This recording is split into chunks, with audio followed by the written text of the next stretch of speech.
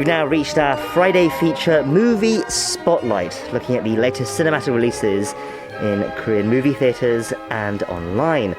And we do that with the help of our esteemed film critics. This week it's just Jason Bechervaise who's now joined us in the studio. Jason, hello, it's great to see you. Hello, Jangho. Yeah, it's great to be here. Okay, so we have two local releases to look at this week, one streaming and one theatrical. Let's start with the streaming release. It's called Seoul Vibe, or 서울대작전 in Korean, and it's a Netflix film that dropped on the service last Friday, starring Yoo Ah-in. Some have billed it as Korea's version of the Fast and the Furious. Yes. But looking at the trailers, I also got some Baby Driver vibes as well, the 2017 film by Edgar Wright. Jason, can you tell us more about it?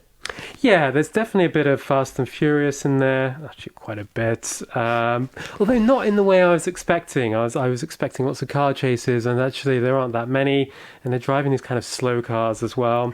And, you know, I have really high expectations when it comes to production values in Korean films, and to me anyway, it felt a bit sloppy. It's heavily reliant on CGI.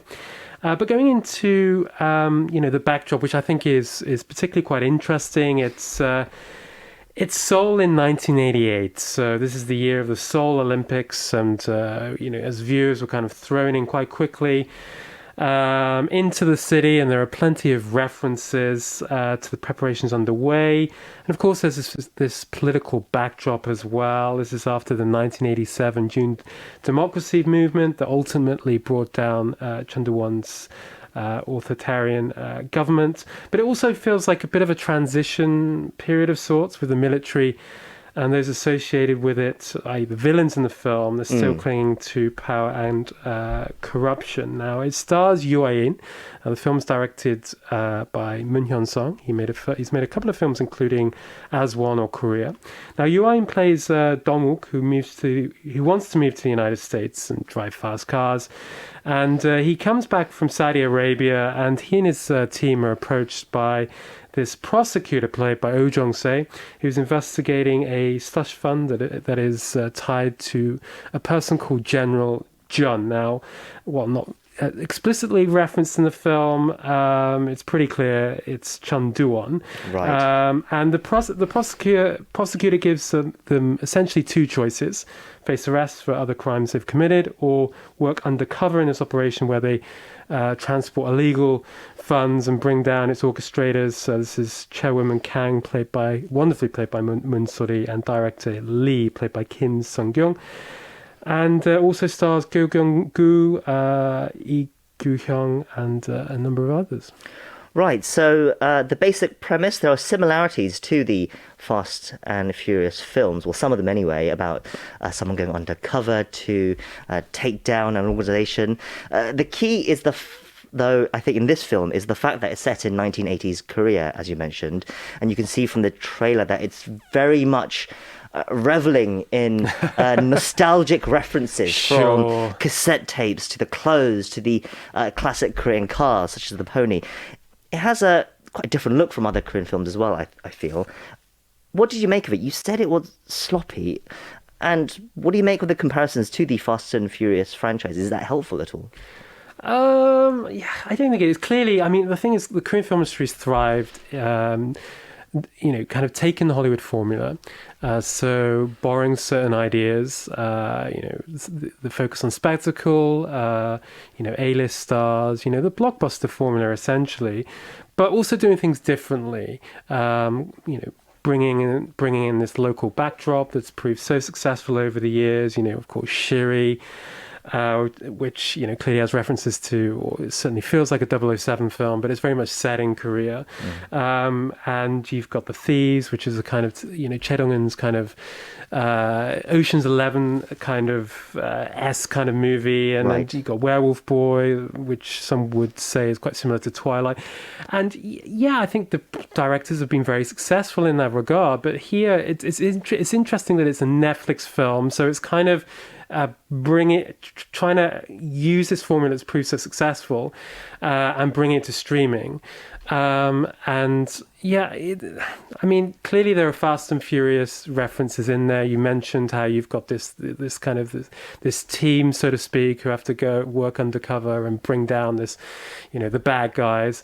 And then you have the local backdrop, the 1980s. But I just felt, the car chases for me weren't particularly gripping. They're not really driving fast cars. At one point, they enter this garage, and you've got the Porsches, and I thought, oh, okay, this will be interesting. And maybe this is where it kind of gets into gear. But it doesn't really. And it's so reliant on CGI. What I like about Korean films, sure, there's a lot of CGI-driven movies. Just look at Along with the Gods. But actually, there's a lot of films out there that are shot on sets, films like Assassination and, these big budget features, trying to move away from CGI-heavy kind of driven spectacle. And here it's pretty much the whole way through, they're reconstructing Seoul 1988 through CGI. But, you've got films set in the 1980s, Taxi Driver. We also have 1987. As well, and those films, incredibly well shot, and I think the production values there are stronger. Right, so despite its ambitions, perhaps it doesn't all quite come together. Yeah. The political aspect of the film does intrigue me, though. It is intriguing, yeah. Chun Do-won is featured in the film, although he's not explicitly named. That's similar to Lee Jung-jae's Hunt recently as well. Exactly. That we talked about a few weeks ago. Sure, there's this tendency in Korean films to have these political figures, and you can't name them. You can sometimes refer to them as a surname or their title, perhaps. General or president or whatever, but you can't refer to them, it seems, in Korean films, that they're worried about the sensitivities. The attorney as well, you remember the film starring Song Kang-ho, and Nomion is never named in the film, but it's very much based on his life as a civil defense lawyer. For people who know that period, I think it will be particularly interesting. So it's been on Netflix for a week now. How is it performing so far? Not great. 7.2. These numbers sound quite high, but 7.2 million hours viewed on its kind of first weekend. The first few days, rather. This is the Netflix chart. It's very useful. I like how Netflix actually are being a little bit more transparent with their data. But a point, if we compare it to Carter, which, that terrible one-take film we talked about a few weeks ago, that opened with 27.3 million hours on its first weekend. And that it did quite well, actually, even though, I hate the film. But that's the kind of film that I think would gain more traction overseas. This film is very much it's got the Fast and Furious vibe, but it's got this local backdrop that I think will be quite confusing, perhaps to overseas viewers. This General Chun character, he's actually, you don't see him all that much, but he's quite central to the narrative. Sure. And I think that might be a little bit confusing, or certainly to those unfamiliar with 1980s politics, they won't be able to perhaps understand it as well. It's not the easiest film to follow. So, I don't see it performing all that well on Netflix. Okay, well, that was Seoul Vibe, and it's out now on Netflix. Now on to a theatrical release that hit screens last week, 645 or 육사오 in Korean. It stars Ko Kyung-pyo, who was actually also in Seoul Vibe as well. He was, yeah. It's a light-hearted comedy, yep. And interestingly, it has topped the box office despite being a lower profile film compared to many titles we've seen over the summer. So what can you tell us about this, John? Yeah, this is a really interesting film. It's not terrific by any means, but there is plenty to discuss, because word of mouth has turned this film into a modest hit. The numbers are not especially high in terms of number of viewers, but it's now hit over 700,000 admissions. It's going to break even. We've got Chuseok around the corner. There aren't many big films. There's one or two, but I think this can benefit through the Chuseok season. And, you know, it's not an expensive film. It's a kind of a mid-sized budget feature. And yeah, it's an interesting film to dissect. It's directed by Park Kyu-tae, who's made one or two films before. He's been a writer as well on films such as Man on the Edge. And this is a comedy, basically a lottery ticket. It sounds all rather kind of preposterous, but the thing is, it's very light-hearted fun. Sure. It's basically a lottery ticket is handed out, you know, when people are drinking and like soju, and so they just forget about it. And anyway, it just ends up at you know, thanks to a few the wind and a few other things that kind of allow it to make its way to the DMZ, the demilitarized zone. Right. And so one conscript gets hold of it, and he realizes that it's the winning ticket. And then the wind takes it over into North Korea. So he's desperate for this ticket, and so he makes the treacherous journey into North Korea. And meanwhile, the North Koreans have got hold of it. And so basically what happens is you've got the North and South Korean soldiers kind of working together to try and catch this winning ticket. And yeah, that's all you need to know. Right, okay. And yeah, it also stars Lee Kyung and Moon Suk and Park Shi-won. Okay, so it's a bit of a caper comedy then about inter-Korean ties. Although It is, yeah.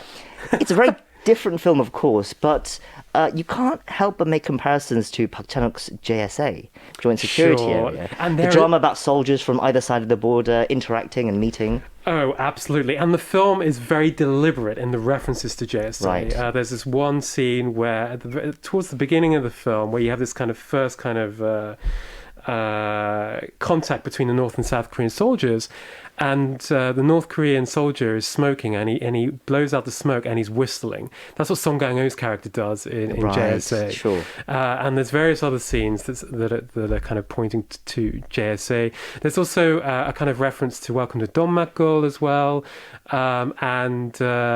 yeah, no, it's and there's also Crash Landing on You kind of in there as well. Very kind of fantastical. Some would say, some perhaps would argue that it's a romanticized view of North Korea.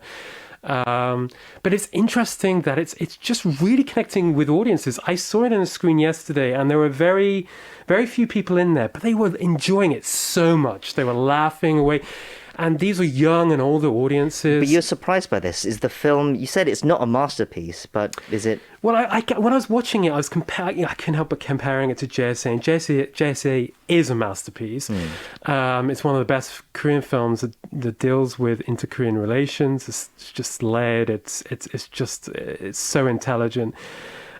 This film is very different in that it's very much reliant on comedy, more specifically slapstick comedy and melodrama, to kind of give the momentum in the narrative. But it works for local audiences. So it's not JSA, you know, it's not a masterpiece, it's not the best film of the year, but it is connecting with audiences, and I think it's encouraging because it's not a sequel, it's not an expensive film, it's not a tentpole, and at a time when the industry is kind of, you know, you have The Roundup, which was a sequel that performed really well early on this year, and then you had a number of sequels during the summer, and some of them didn't perform well, and there aren't many films out of going into Chuseok, and so I think this provides a sense of optimism. Can't get my words out. Optimism. There you go. Yes, it's showing that bigger isn't necessarily always better. So that was 645 or 645 or Yuksao in Korean. It's out now in cinemas. We're going to leave it there for Movie Spotlight. Jason, thank you for coming in, and we'll see you next time. Take care. See you then.